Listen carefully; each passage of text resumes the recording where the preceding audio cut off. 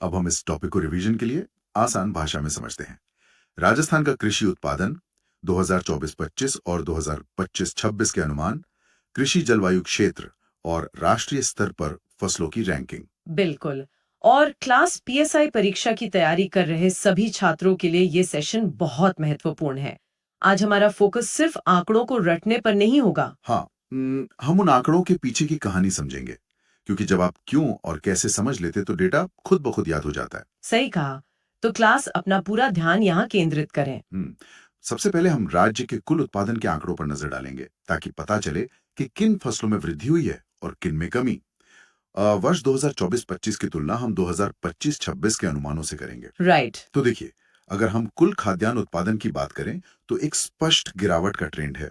यह 309.62 lakh metric ton से घटकर 283.98 लाख मीट्रिक टन रहने का अनुमान है। मतलब सीधे सीधे 8.28% की कमी। एग्जैक्टली 8.28%। अब सवाल ये है कि एक ही साल में इतनी बड़ी कमी क्यों? इसका जवाब हमें मौसम के अनुसार डेटा को तोड़ने पर मिलता है। अगर हम इस कुल खाद्यान्न को खरीफ और रबी में बांटें तो असली तस्वीर सामने आती है। हम्म पूरी की पूरी गिरावट खरीफ के मौसम में हुई है। खरीफ खाद्यान्न 114.24 से गिरकर 99.55 लाख मीट्रिक टन रह गया है। बाप रे, यानी 21.61% की भारी गिरावट। 21% का नुकसान बहुत बड़ा होता है। बिल्कुल होता है। लेकिन दिलचस्प बात यह है कि रबी का खाद्यान्न लगभग स्थिर है। वो 195.38 से 194.43 लाख मीट्रिक टन पर है। मतलब मात्र 0.49% का मामूली अंतर। हाँ, तो क्लास को ये समझना होगा कि ऐसा क्यों है कि एक मौसम में कृषि उत्पादन धड़ाम से गिर गया और दूसरे मौसम में अपनी जगह पर टिका रहा। यही वो कॉन्सेप्ट है जो छात्रों को समझना है। देखिए, खरीफ की फसलें पूरी तरह से मॉनसून पर निर्भर करती हैं। हम्म बारिश का पैटर्न बिगड़ना, मॉनसून में देरी या सूखे का सीधा असर खरीफ पर पड़ता है। सही बात है। दूसरी तरफ रबी की फसल सर्दियों में बोई जाती है, जो मुख्य रूप से नलकूपों, नहरों और सिंचित जल पर निर्भर होती है। जमीन के अंदर का पानी रातों रात गायब नहीं होता, इसलिए रबी का उत्पादन स्थिर रहता है। ये एक बहुत ही तार्किक कारण है। और अगर हम सिर्फ अनाज की श्रेणी को देखें हम्म। तो वहां भी यही पैटर्न है। जी। खरीफ अनाज में 26.71% की कमी दर्ज की गई है। मतलब 94.19 से गिरकर 69.03 लाख मीट्रिक टन। हम्म। और रबी अनाज में केवल 3.35% की कमी है। 173.63 से 167.82 तक। यहाँ एक बात ध्यान देने वाली है, अनाज का उत्पादन भले ही गिरा हो, लेकिन दालों और तिलहन यानी तेल वाली फसलों ने इस साल चौंकाने वाले परिणाम दिए हैं। लेकिन सारा डेटा नकारात्मक नहीं है। दलहन और तिलहन के आंकड़े क्या कहते हैं? डेटा बहुत पॉजिटिव है। जहां खरीफ अनाज 26% गिर गया, वहीं खरीफ दलहन में 2.34% की वृद्धि हुई है। अच्छा। हाँ, 20.05 से बढ़कर 20.52 लाख मीट्रिक टन। और रबी दलहन के आंकड़े तो और भी हैरान करने वाले हैं। इसमें 22.34% का उछाल आया है। अरे वाह, 22% से ज्यादा। बिल्कुल। ये 21.75 लाख मीट्रिक टन से सीधे 26.61 लाख मीट्रिक टन पर पहुंच गया है। इसके पीछे किसानों का स्मार्ट निर्णय और फसलों की प्रकृति काम कर रही है। जब बारिश कम होती है तो दालें ज्यादा सुरक्षित विकल्प होती हैं, क्योंकि उन्हें कम पानी चाहिए होता है। सही कहा। चना और मूंग जैसी फसलें विपरीत परिस्थितियों में भी अच्छी उपज दे सकती हैं। और यही स्थिति तिलहन की भी है। कुल तिलहन उत्पादन 93.73 लाख मीट्रिक टन से बढ़कर 100.46 लाख मीट्रिक टन हो गया है। यानी 7.18% की शानदार वृद्धि। हाँ, इसमें खरीफ तिलहन ने 7.85% और रबी तिलहन ने 6.72% की वृद्धि का योगदान दिया है। राज्य 100 लाख मीट्रिक टन का तिलहन उत्पादन का जादुई आंकड़ा पार कर रहा है। इसके अलावा दो नकद फसलों के आंकड़े भी छात्रों को नोट करने चाहिए। कौन कौन सी है? गन्ना और कपास। गन्ना उत्पादन में 22.37% की भारी कमी है। यह 4.65 से गिरकर 3.61 लाख मीट्रिक टन रह गया है। जबकि कपास में बहुत ही मामूली वृद्धि है, 17.88 से 17.94 लाख काठे, मतलब 0.34 प्रतिशत की वृद्धि। क्लास, यहाँ कपास के लिए लाख गांठें इकाई का प्रयोग हुआ है, मीट्रिक टन का नहीं। ये छोटी छोटी बातें एग्जाम में फंसा देती हैं। बिल्कुल। तो एग्जाम के लिए याद रखें, अनाज और गन्ने के उत्पादन में गिरावट का अनुमान है, लेकिन रबी दलहन और कुल तिलहन में अच्छी वृद्धि दर्ज की गई है। राइट। अब क्लास, हम अपने अगले पड़ाव पर चलते हैं। इन फसलों का उत्पादन राज्य के किन हिस्सों में होता है, इसे समझने के लिए हम 10 कृषि जलवायु क्षेत्रों को समझेंगे। यानी एग्रो क्लाइमेटिक जोन्स। हाँ, पहले 5 क्षेत्रों को समझेंगे जो शुष्क और सिंचित पश्चिमी क्षेत्र हैं। हमारा पहला क्षेत्र है जोन 1A, शुष्क पश्चिमी मैदानी क्षेत्र। ये राजस्थान का सबसे सूखा और रेतीला इलाका है। इसमें जोधपुर, फलोदी, बाड़मेर और बालोतरा आते हैं। यहाँ बारिश बहुत कम होती है, तो खरीफ में बाजरा, मोठ और तिल बोया जाता है, और रबी में गेहूं, सरसों और जीरा। बाजरा तो यहाँ की लाइफलाइन है ना? बिल्कुल, क्योंकि ये भयंकर गर्मी में भी पनप सकता है। लेकिन जैसे ही हम उत्तर की तरफ जोन IB में जाते हैं, उत्तरी पश्चिमी सिंचित मैदानी क्षेत्र, कहानी एकदम बदल जाती है। हाँ, जोन IB में श्री गंगानगर और हनुमानगढ़ जिले हैं। यहाँ की मुख्य खरीफ फसल कपास और ग्वार है, और रबी में गेहूं, सरसों और चना उगाया जाता है। सिंचित क्षेत्र होने के कारण गंगानगर साइड में कपास प्रमुख है। इसे जरूर याद रखें। जहां पानी पहुंच गया, वहां नकद फसलें लहलहाने लगीं। इंदिरा गांधी नहर का पूरा प्रभाव दिखता है यहाँ। एकदम सही। अब जोन IC पर आते हैं, अति शुष्क, आंशिक सिंचित पश्चिमी मैदानी क्षेत्र। इसमें बीकानेर, जैसलमेर और चूरू का कुछ हिस्सा आता है। यहाँ भी खरीफ में बाजरा, मोठ, ग्वाल और रबी में गेहूं, सरसों, चना उगाया जाता है। इन तीनों पश्चिमी क्षेत्रों में बाजरा और ग्वार का दबदबा साफ दिखता है। इसके बाद हम राज्य के बीचों बीच आते हैं, जोन 2A में, अंतःस्थलीय जलोत्सरण के अंतर्वर्ती मैदानी क्षेत्र। इसमें सीकर, चूरू का आंशिक हिस्सा, झुंझुनू, नागौर और डीडवाना कुचामन जिले हैं। हाँ, इस इलाके में नदियों का पानी जमीन में ही समा जाता है। यहाँ भी खरीफ में बाजरा, ग्वार और दलहन उगाए जाते हैं, और रबी में सरसों और चना मुख्य हैं। और पहले भाग का आखिरी क्षेत्र है जोन 2B, लूनी नदी का अंतवर्ती मैदानी क्षेत्र। इसमें जालोर, पाली, सिरोही और ब्यावर के कुछ हिस्से शामिल हैं। लूनी नदी के बेसिन के कारण यहाँ थोड़ी नमी होती है।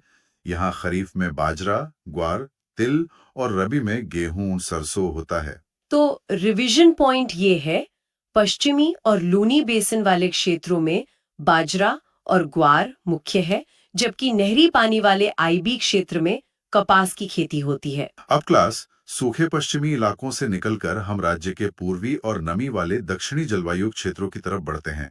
हमारा छठा क्षेत्र है जोन 3A, अर्धशुष्क पूर्वी मैदानी क्षेत्र। इसमें जयपुर, अजमेर, दौसा, टोंक, खैरथल तिजारा, कोटपुतली बहरोड और ब्यावर का हिस्सा आता है। यहाँ खरीफ में बाजरा और ग्वार के साथ ज्वार की एंट्री होती है।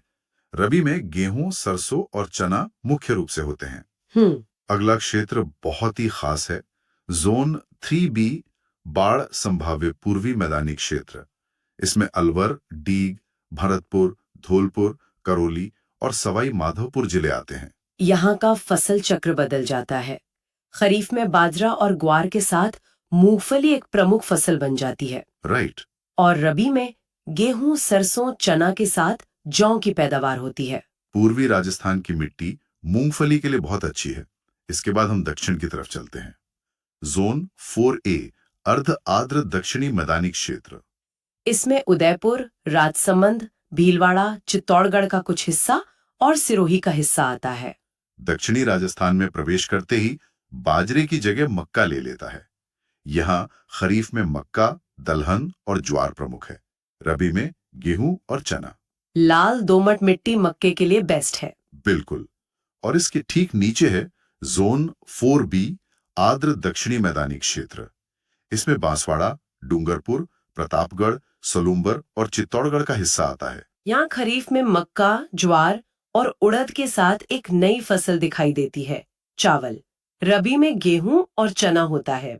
यहाँ ध्यान दें कि चावल सिर्फ आर्द्र दक्षिणी मैदानी क्षेत्र यानी 4B में आया है। हाँ, क्योंकि चावल को खड़ा पानी और बहुत अधिक नमी की आवश्यकता होती है। सही बात है। और अंत में है जोन वी, आर्द्र दक्षिणी पूर्वी मैदानी क्षेत्र, हाड़ौती का पठार। इसमें कोटा, बारां, बूंदी और झालावाड़ जिले हैं। यहाँ की काली मिट्टी में खरीफ के समय सोयाबीन का एक छत्र राज होता है, साथ ही ज्वार भी बोया जाता है।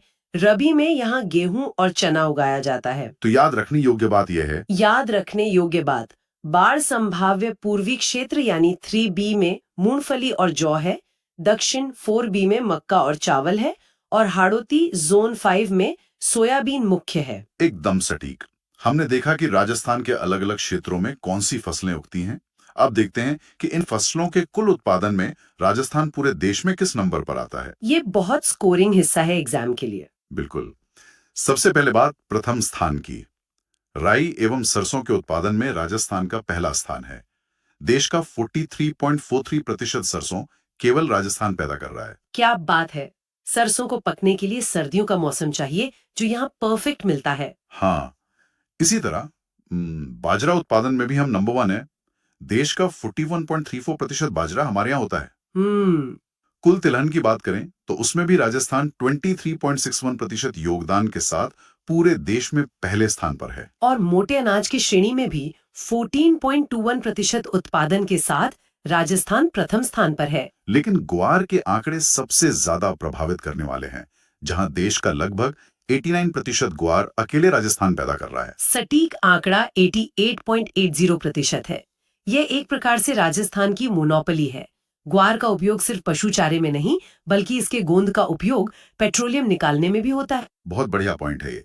प्रथम स्थान के बाद अब बात करते हैं द्वितीय स्थान की। मूंगफली उत्पादन में राजस्थान पूरे देश में दूसरे नंबर पर है, 19.91% योगदान के साथ। इसमें गुजरात पहले स्थान पर है। और तृतीय स्थान की बात करें तो चना, जो कि 17.39% है, कुल दलहन 13.76% और सोयाबीन 8.96%। इन तीनों ही फसलों में राजस्थान तीसरे पर है। यहाँ एक पैटर्न है।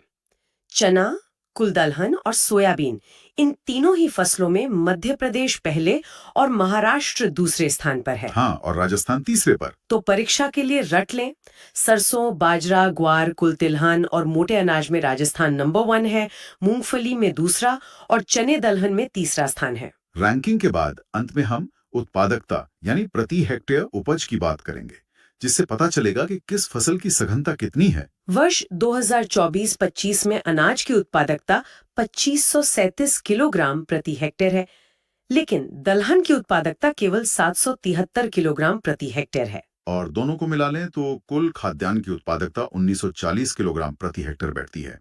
राइट। तिलहन की बात करें तो ये 1537 किलोग्राम प्रति हेक्टेयर है। कपास की 484 किलोग्राम है और ग्वार की 662 किलोग्राम प्रति हेक्टेयर।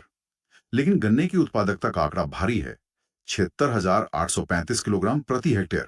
76,000 किलो। ऐसा इसलिए क्योंकि गन्ने में भारी मात्रा में पानी और बायोमास होता है। 1 हेक्टेयर में गन्ने का कुल वजन बहुत ज्यादा होता है। बिल्कुल। और अंत में फल, सब्जियां और मसाले। फल उत्पादन के आंकड़े भी सकारात्मक हैं।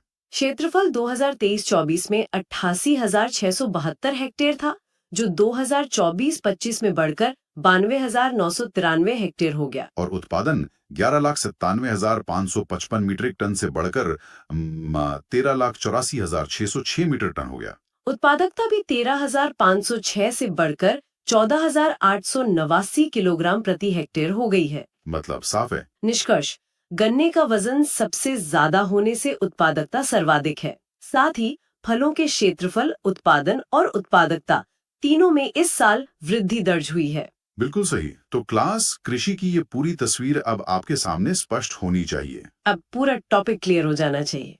इसी तरह रेगुलर रिवीजन करते रहिए। Thank you.